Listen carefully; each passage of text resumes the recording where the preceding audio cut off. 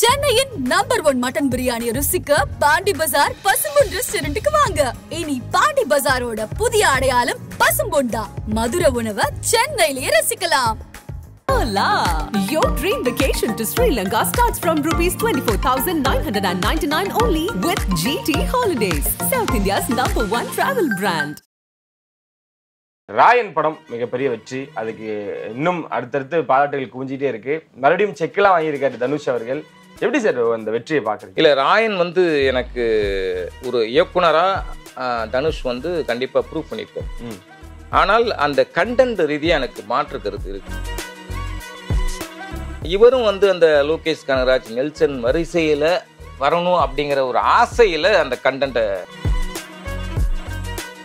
தங்கலா Demonte colony 2 content ரீதியாக வந்து முதல் பார்ட் ஈர்த்த அளவுக்கு இது இல்லை.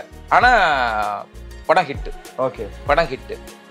தங்கலான்னு போகுது, பட்டு அதில் நிறைய விமர்சனத்துக்கும் உள்ளாயிருக்கு. ஒரு புது தகவல் என்னன்னாக்கா, தங்கலானை பார்த்துட்டு ராஜமௌழி மிரண்டு போயிட்டார். மிரண்டு போய் ஃபோன் போட்டு விக்ரம் பாராட்டி வாழ்த்தி இப்போ 2 பேருக்கும் ஒரு மீட்டிங் இருக்கு.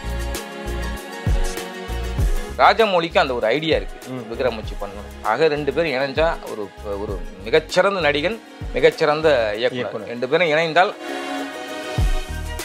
மாரி செல்வராஜ் இயக்கத்தில் ரஜினிகாந்த் அவர்கள் அப்படின்ட்டு உண்மைங்களா சார்? இல்ல, உண்மை உண்மை உண்மை. மாரி செல்வராஜ் சொல்லிட்டாரு. ரஞ்சித் அவரோட இயக்கத்தில் 2 படங்கள் பண்ணிட்டாங்க. மாரியோட இணையும் பொழுது எப்படி இருக்க போகுது சார்? ஏன்னா காலா கபாலி 2ம் விமர்சனத்துக்குள்ளான. காலா கபாலி வந்து எனக்கு ஒரு மாற்று கருத்து இருக்கு, அதை விட்டுருவோம். சரி, ஆனா மாறிட்ட வரப்ப என்னன்னாக்கா ஒரு வாழ்வியல்.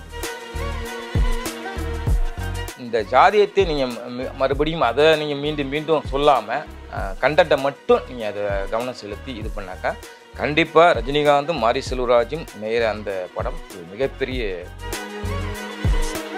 முக்கிய நிகழ்வுகளை உடனுக்குடன் குறிஞ்சி வேலைக்கு தெரிஞ்சுக்கல. ஆதன் செயலியை டவுன்லோட் பண்ணுங்க. டிஸ்கிரிப்ஷன்ல லிங்க் இருக்கு. ஆதன் சி மனையில் அனைவருக்கும் ஒரு பெரிய வணக்கம் அண்ட் வெல்கம் டு ஷோ. இன்னைக்கு நம்ம கூட அமலன் சார் இணைஞ்சிருக்காங்க. நிறைய விஷயங்கள் பேச போறோம். வணக்கம் சார். வணக்கம். எப்படி இருக்கீங்க? நலம் நலமறியாவல். சிறப்பு சார். ராயன் படம் மிகப்பெரிய வெற்றி. அதுக்கு இன்னும் அடுத்தடுத்து பாராட்டுகள் குவிஞ்சிட்டே இருக்கு. மறுபடியும் செக்லாம் வாங்கியிருக்காரு தனுஷ் அவர்கள்.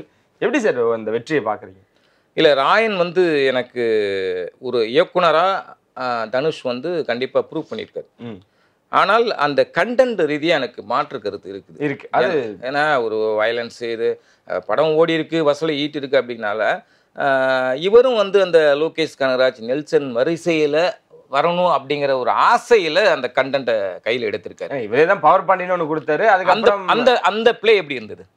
அந்த பவர் பாண்டி படம் வந்து ராஜ்கிரண் கேரக்டர்லாம் எவ்வளோ ஒரு சென்டிமெண்ட், எமோஷ்னல், ஒரு காமெடி ட்ராமாவா எல்லா மொத்த ஃபேமிலி குடும்பமே உட்காந்து ரசிக்கிற மாதிரி ஒரு படமாக கொடுத்துருக்காரு. ப்ரூவ் பண்ணியிருக்காரு. இயக்குனராக என்னால் பண்ண முடியும் அப்படின்னு ப்ரூவ் பண்ணியிருக்காரு. இதுக்கு அடுத்ததும் நிலவுக்கு என்னடி என்மேல் கோவம் படம் கூட ஒரு லவ் சப்ஜெக்டாக தான் வரப்போகுது. ஆமாம், 50வது படம் அப்படின்னா வயலன்ஸ் அதிகமாக இருந்தாலும் இந்த வெற்றியை எப்படி பார்க்குறீங்க? சன் பிக்சர்ஸ் தொடர்ந்து வெற்றி படங்களுக்கு ஊக்குவிச்சுட்டே இருக்காங்களா, அது எப்படி இருக்கு? என்னன்னா, அவங்கள்ட்ட ஒரு சேனல் இருக்கு, அதை ப்ரொமோட் பண்ணுறதுக்கான விஷயங்கள் இருக்குது, காசு கொட்டி கிடக்குது, தியேட்டரிக்கல் விஷயம் இருக்குது, இதெல்லாம் இருக்குது. உங்களுக்கு வந்து தியேட்டர் போகிறதா இன்றைக்கி வந்து இப்போ ஒரு படத்தோட போகுமிடம் வெகும் தூரமலை தயாரிப்பெல்லாம் புலம்பிகிட்டு இருக்கார்ல, அது மாதிரி நல்ல நல்ல படங்கள் சிறு பட்ஜெட்டில் நல்ல படங்கள் எடுத்துட்டு தியேட்டர் கிடைக்காம புலம்பிகிட்டு இருக்க தயாரிப்பாளர்கள் எத்தனையோ பேர் இருக்காங்க. ஆனால் இது போன்ற ஒரு பெரிய படங்கள் வரும்போது ரெட் ஜெயினோ, சன் பிக்சர்ஸோ, ஏஜிஎஸ்ஸோ இந்த மாதிரி பெரிய நிறுவனங்களுக்கு இந்த தொல்லையே கிடையாது, பிரச்சனையே இல்லை. இத்தனை தேட்டரு தமிழ்நாட்டில் தேட்டர் போடணுமா போட்டுருவாங்க. அந்த மாதிரி அதில் பவர்ஃபுல்லாக இருக்க வந்து சன் டிவி, ரெட் ஜெயின்லாம் இருக்குது. அதனால் அவங்களுக்கு அதை பற்றி முதல்ல தேட்ரு கிடைக்கிறது தாங்க பெரிய விஷயம். அது நல்ல படம் கெட்ட படம் அப்படிங்கிறது ரெண்டாவது. தேட்ரு கிடைச்சிட்டாலே பாதி வெற்றி. ஓகே, ஏன்னா ஒரு பெரிய ஸ்டாரு இயக்கி நடிக்கிற படம் தேட்ரு ஃபுல்லாக இது கிடைச்சிட்டாலே உங்களுக்கு அது பாதி வெற்றி ஆயிடும். அப்படி இருக்கப்போ வசூலை சொல்ல வேண்டியதில்லை. இது வந்து வன்முறை வந்து கொஞ்சம் தூக்கலாக இருந்தாலும் ஒரு இயக்குனராக வந்து எல்லார் மனசுலும் இடம்பெற்றிருக்காரு தனுஷ். தன் ஒரு உண்மையிலே ஒரு வெரி குட் டைரக்டர் அப்படிங்கிறதுல மாற்று கருத்தில். பட் கண்டென்ட் ரீதியாக கொஞ்சம் மாற்றிக்கணும். ஓகே, தங்கலான் டிமாண்டி காலனி 2 எந்த படம் வெற்றி பெற்றது? உண்மையான வெற்றி அப்படின்னா எந்த படம்? இல்லை டிமாண்ட் காலனி நல்லா போகுதுங்க. ஓகே.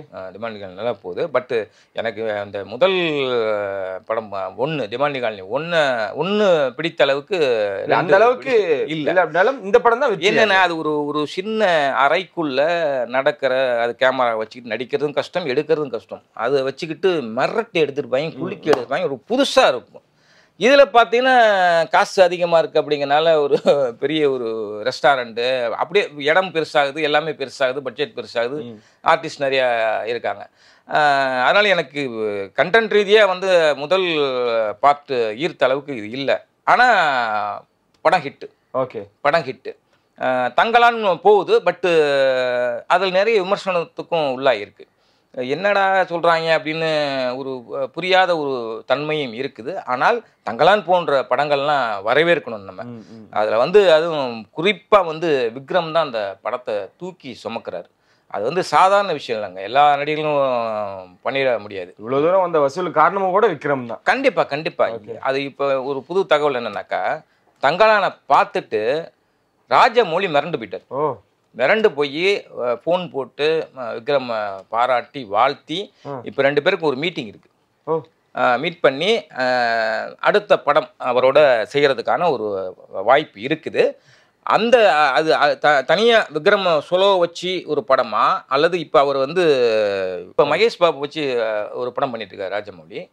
அந்த படத்தில் ஒரு பார்ட் ஆஃப் த ரோல், விக்ரமுக்கு முக்கியமான ரோல் இடையில வர்ற மாதிரி அப்படி கொடுக்குறாரா என்னங்கிறது முடிவாகலை. எனக்கு தெரிஞ்சு விக்ரம சோலோவை வச்சு ஒரு படம் வந்து, ஏன்னா என்ன கண்டென்ட்டாக இருந்தாலும் அதுவாக மாறக்கூடிய ஆள் வந்து விக்ரம். அது வந்து ரொம்ப பிடிச்சிருச்சு ராஜமௌழிக்கு. என்னென்னா அவருடைய சப்ஜெக்ட் அது மாதிரி தான் இருக்கும். ரொம்ப நாளாக ஒரு ஹிஸ்டாரிக்கல் மூவி பண்ணணும், இந்த மாதிரி பீரியட் இல்லை, ஹிஸ்டாரிக்கல் பொன்னியின் செல்வன் மாதிரி பண்ணணுங்கிற. பொன்னியின் செல்வன் கூட அவருக்கு திருப்தி இல்லாத ஒரு கேரக்டர் தான்.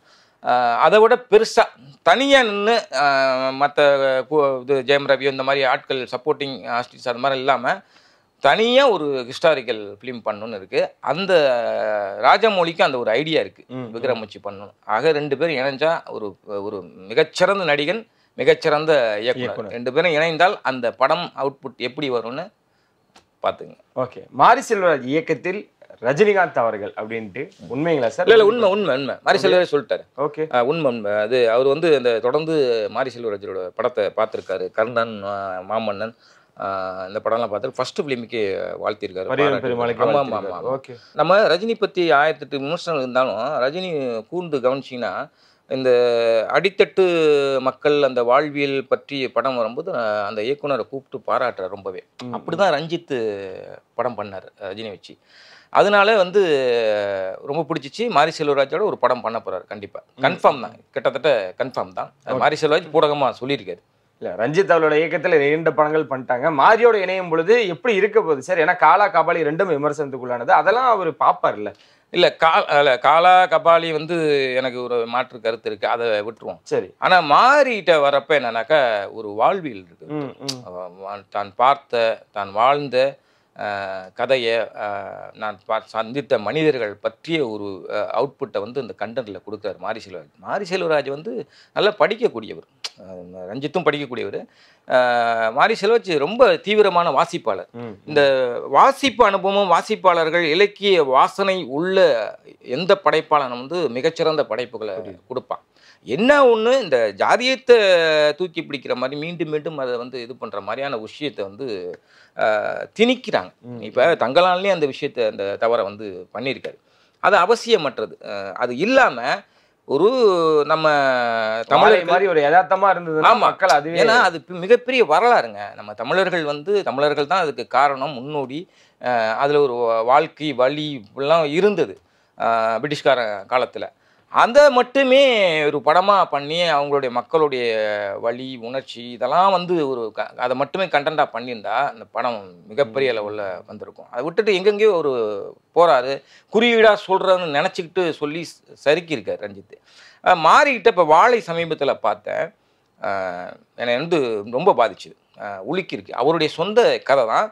முதல் பாதி கொஞ்சம் செயற்கையான விஷயங்கள் இருந்தால் கூட 2ஆம் பாதி வந்து அந்த வாழ்க்கையை போகிறான். ஒரு 2 ரூபாய் ஒரு தாருக்கு 2 ரூபாய் வாங்கிட்டு அவங்க படுற கஷ்டங்கள் இருக்குல்ல, அதாவது வண்டியில் ஏற்றுறது அந்த வாழையை வெட்டி அந்த ஒரு தாருக்கு 2 ரூபா கொடுக்குறாங்க.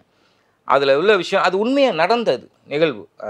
அதை வந்து பண்ணியிருக்காரு. அதை வந்து உலுக்கி எடுக்கிற மாதிரி எனக்கு ரொம்பவே மாறி வந்து இந்த இந்த இதெல்லாம் கடந்து வந்திருக்காரு அந்த பாதையை. படம் பார்த்துட்டு அவர்கிட்ட நான் தான் சொன்னேன், அந்த வழியை உணர முடியுது, உங்களுடைய வழியை உணர முடியுது அப்படின்னு சொல்லிட்டு வந்தேன்.